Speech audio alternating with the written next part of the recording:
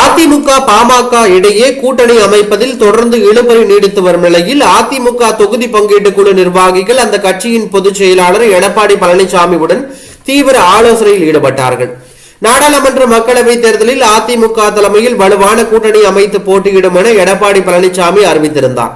அதன்படி கூட்டணி பேச்சுவார்த்தை நடத்த அதிமுக சார்பில் முன்னாள் அமைச்சர் KP முனுசாமி தலைமையில் முன்னாள் அமைச்சர்கள் திண்டுக்கல் சீனிவாசன், தங்கமணி, வேலுமணி, பெஞ்சமின் உட்பட 5 பேர் கொண்ட குழு அமைக்கப்பட்டுள்ளது.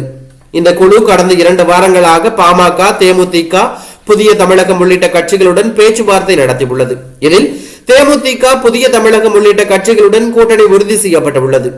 ஆனால் பாமகவுடன் இதுவரை ரகசியமாகவே பேச்சுவார்த்தை நடத்தி வரும் அதிமுக இதுவரை உடன்பாடு ஏற்படாமல் இழுபறி நீடித்து வருகிறது.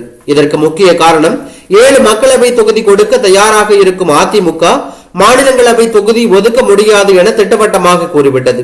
மறுபுறம் பாமக கேட்கும் தொகுதிகளை தேமுதிக கேட்பதாலும் இழுபறி நீடிப்பதாக கூறப்படுகிறது. இதனிடையில் அதிமுக தொகுதி பங்கீடு பேச்சுவார்த்தை குழுவினர் சென்னையில் எடப்பாடி பழனிசாமியுடன் ஆலோசனை நடத்தியது.